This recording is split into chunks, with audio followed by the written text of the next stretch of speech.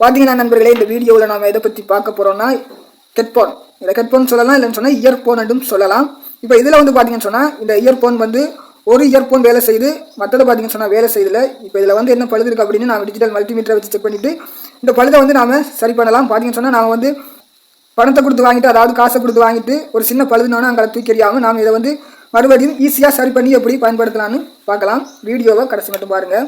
இப்போ பார்த்தீங்கன்னா நம்மளுக்கு வந்து இந்த இயர்ஃபோன் தான் வேலை செய்யலை, இது வந்து வேலை செய்யுது. நாம் இதை வந்து பிரித்து பார்க்க போகிறோம்.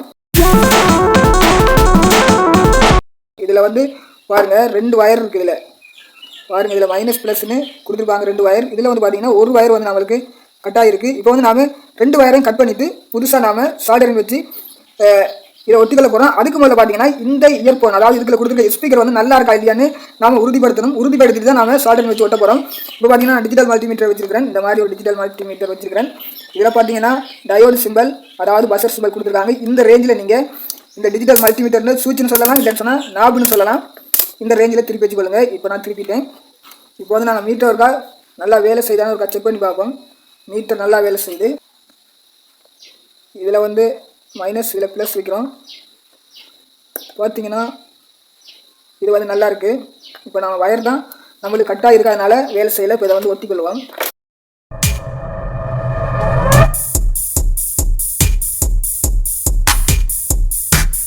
பார்த்தீங்கன்னா இதில் வந்து ஒன்று கிரவுண்டுக்கு வரும், ஒன்று பார்த்தீங்கன்னா ப்ளஸுக்கு வரும். இப்போ இதில் வந்து நாம் சால்டரிங் வச்சு கொள்ள போகிறோம். ஓகே, வச்சுட்டோம்.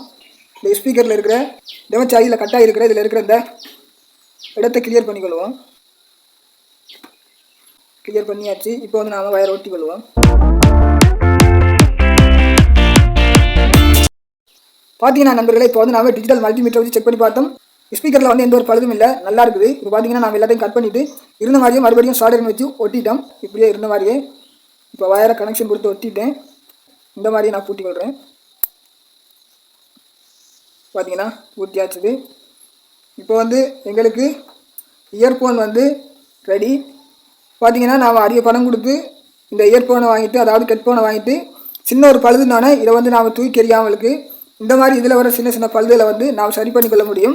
பார்த்தீங்கன்னா நண்பர்களே, இதில் வந்து 2 பழுது வரும். ஒன்று பார்த்தீங்கன்னா இந்த இடத்துல வந்து இதில் கொடுத்துருக்கிற லைன் வந்து இந்த இடத்துல கட் ஆகும். அப்படி இல்லைன்னா பார்த்தீங்கன்னா இந்த இடத்துல நாம் இது வந்து இந்த மாதிரி வயர் இழுப்படுற நேரம் இந்த வயர் வந்து உள்ளுக்கு ஸ்பீக்கரில் இருந்து கட் ஆகும். இதை வந்து நாம் ஈஸியாக சரி பண்ணிக்கொள்ளலாம். நல்ல நண்பர்களே, இந்த வீடியோ உங்களுக்கு ஏதோ ஒரு வயர் பிடிச்சின்னு சொன்னால் உங்கள் நண்பர்களுக்கு ஷேர் பண்ணுங்கள். இந்த மாதிரி எலக்ட்ரானிக் ரிப்பேரிங் சம்மந்தப்பட்ட வீடியோக்கள் நீங்கள் பார்த்து தெரிஞ்சுக்கணும்னா நம்ம யூடியூப் சேனலை சப்ஸ்கிரைப் பண்ணுங்கள். பக்கத்தில் பெல் ஐக்கன் கிளிக் பண்ணுங்க, ஆல் பட்டன் எழுத்துங்க. அப்போ தான் நான் போகிற மாதிரி வீடியோக்கள் உங்களுக்கு உடனே வரும்.